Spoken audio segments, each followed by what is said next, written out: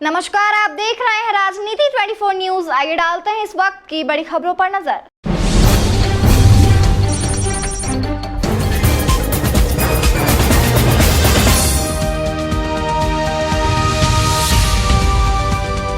अपने बयानों के लिए हमेशा सुर्खियों में रहने वाले उत्तर प्रदेश सरकार के राज्य मंत्री रघुराज सिंह इंदौर पहुंचे। करणी सेना के महासचिव सुरेश सिंह सोनगरा के नेतृत्व में उनका जोरदार स्वागत हुआ।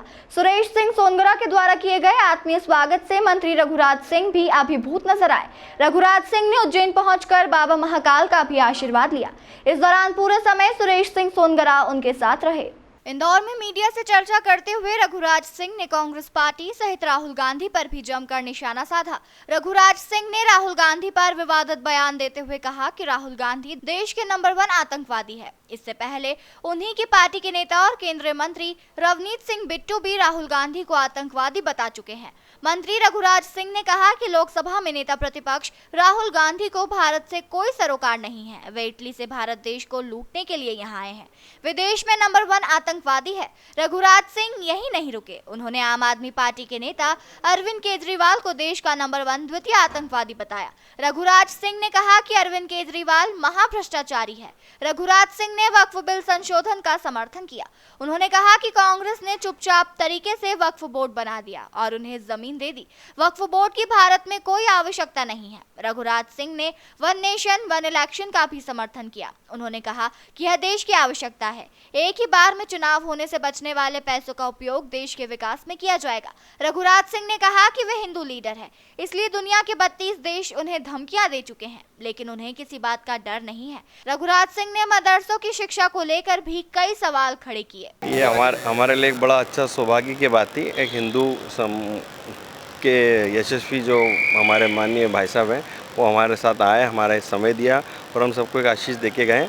तो मैं उनको धन्यवाद कहता हूँ और काफ़ी सारी प्रेरणादायक बातें करी जिससे हम लोग सब उत्साहित। देखिए, वो एक ऐसे भारतीय हैं और ऐसे देश के सच्चे सिपाही हैं।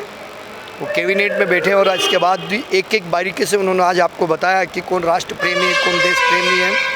बाकी तो इतना ही कहना चाहूँगा कि पहली बार नहीं, दूसरी तीसरी बार आगमन हवेली पर वहाँ उनका मैं धन्यवाद कहना चाहूँगा कि वापस हमें सेवा का मौका मिला। उनको राज्य मंत्री हैं और उन्होंने जो जो बातें बताई है मीडिया के सामने जो रखी वो सत्य है कि केजरीवाल जी कौन है, राहुल गांधी जी कौन है, और सबसे बड़ी बात उन्होंने हिंदुत्व की बात रखी कि आज भारत देश के युवा किस तरफ जा रहा है।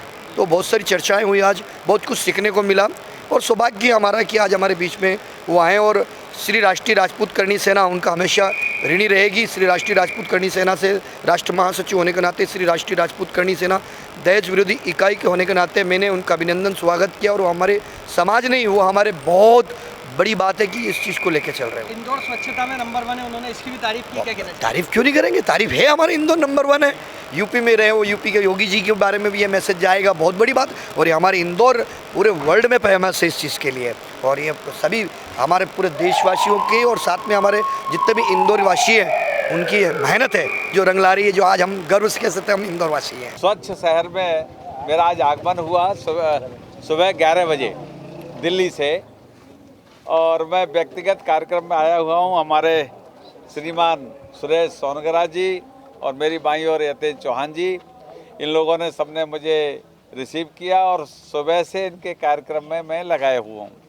और अभी ये अंतिम कार्यक्रम है और मेरी 4 बजे फ्लाइट मुंबई के लिए है, इसलिए आपसे क्षमा चाहते हुए निवेदन करूँगा कि जो भी पूछना है थोड़ा जल्दी पूछ लेंगे तो अच्छा रहेगा।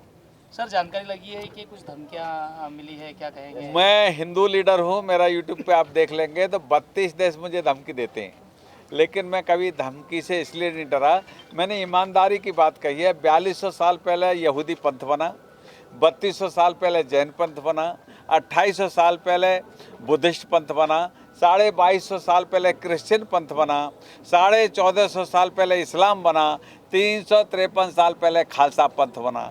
ये सारे पंथ हैं। धर्म विश्व में केवल एक है, सनातन धर्म, सनातन धर्म, सनातन धर्म। इसी से सारे माइग्रेट हुए हैं। मदरलैंड फादरलैंड विश्व में कहीं नहीं है, भारत माता हिंदुस्तान में है। यहीं भगवान राम ने, यहीं भगवान कृष्ण ने जन्म लिया। विश्व में भगवान ने कहीं जन्म लिया, ये चैलेंज के साथ कह सकता हूँ, प्रमाण के साथ कह सकता हूँ। ये पंथ जितने बने हम में से ही माइग्रेट हुए हैं, लेकिन ये कुछ कट्टरपंथी हो गए हैं, कट्टरपंथी सोच के हो गए हैं। ये इसलिए नहीं बने थे, स्व सुविधा अनुसार बने थे ये पंथ। मुझे 32 देश धमकी इसी बात के लिए देते हैं कि मैं सही बात कह देता हूँ। मैं सही बात कहने में कहीं मुझे संकोच होता नहीं, मुझे सही बात कहने में कोई संकोच होता नहीं, न कोई डर होता, न भय होता। ईश्वर का भय रहता है। ईश्वर की आराधना सुबह शाम करता हूँ। आज भी यहाँ कई मंदिरों में दर्शन किए हैं मैंने, तो इसलिए ये मेरी सोच, मेरी भावना। अभी किस तरह की धमकियां मिल रही है आपको? लगातार बता रहे हैं कि अभी भी धमकियां धमकियाँ मुझे पाकिस्तान से, ब्राज़ील से, अमेरिका से, जो ये विरोधी तत्व, जो असामाजिक तत्व, जो ISI के जो तत्व हैं, जहाँ जहाँ पूरे वर्ल्ड में फैले हुए हैं। हर आतंकवादी मुस्लिम ही क्यों हैं? क्योंकि आतंकवादी और कोई बिरादरी क्यों नहीं है? क्रिश्चियन क्यों नहीं है? सिख क्यों नहीं है? या हिंदू क्यों नहीं है? हर आतंकवादी मुस्लिम ही क्यों है? क्योंकि उनको मदरसे के माध्यम से इतना सिखा दिया जाता है, उनको इतना कट्टर बना दिया जाता है। आतंकवादियों के बच्चे तो इंग्लैंड में पढ़ते हैं, लेकिन वो गरीब मुस्लिमों को पकड़ के आतंकवादी बनाते हैं। ये बड़ी प्रॉब्लम है, अशिक्षा की उसमें प्रॉब्लम है।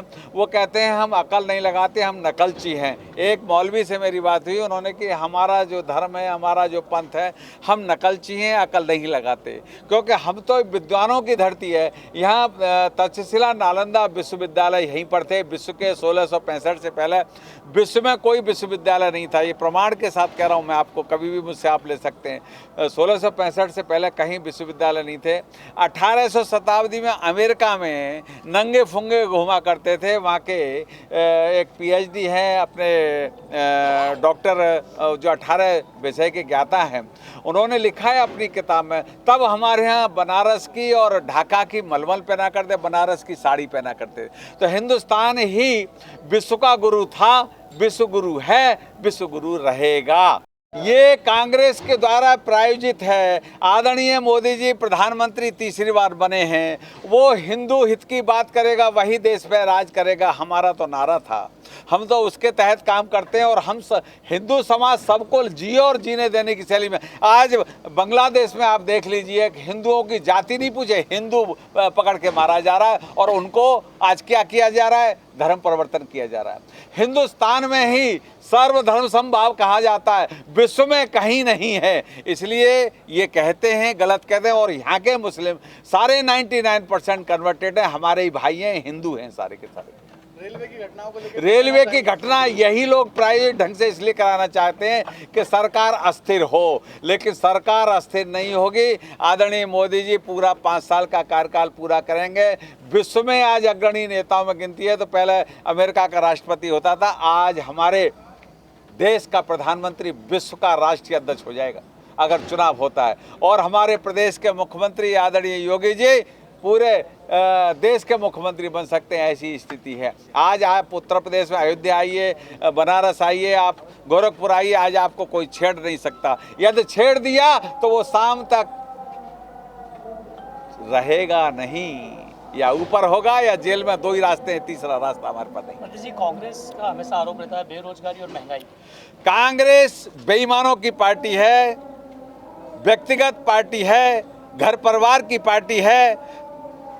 आपने आदरणीय महात्मा गांधी जी का अगर किताब पढ़ी हो, उसमें साफ लिखा था, after freedom disperse the Congress.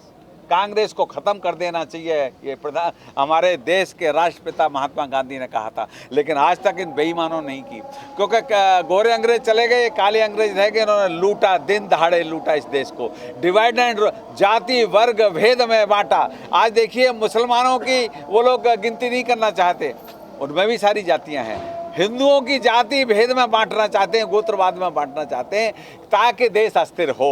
ये उनकी सोच है, डिवाइड एंड रूल वाली। बेरोजगारी और महंगाई को लेकर, बेरोजगारी हमारे देश में नहीं है, विश्व में सर्वाधिक आज हमारा जीडीपी है तो विश्व में सर्वाधिक हिंदुस्तान का है, 7.5%। विश्व का, आज अमेरिका का नहीं है, चाइना का नहीं है, इंग्लैंड का नहीं है। इंग्लैंड की स्थिति बड़ी खराब है। तो हम सर्वाधिक सुरक्षित, सर्वाधिक ऐसे हाथों में है, हम सुरक्षित हिंदुस्तान आदरणीय मोदी जी के हाथों में, ये देश कभी गरीब नहीं हो सकता। रघुराज जी, वन नेशन वन इलेक्शन का ड्राफ्ट तैयार हो रहा है, जल्दी इसको घोषणा भी कर दी जाएगी। आप इसको लेकर क्या कहना चाहेंगे? इससे क्या फायदा होगा देश को? इससे सबसे बड़ा फायदा होगा, वन नेशन वन इलेक्शन से फायदा होगा। जबकि 4000 करोड़ मध्य प्रदेश में खर्च हो रहे हैं, 6000 करोड़ उत्तर प्रदेश में खर्च हो रहे हैं, एक बार में खर्च होगा 10,000 करोड़ का मैक्सिमम।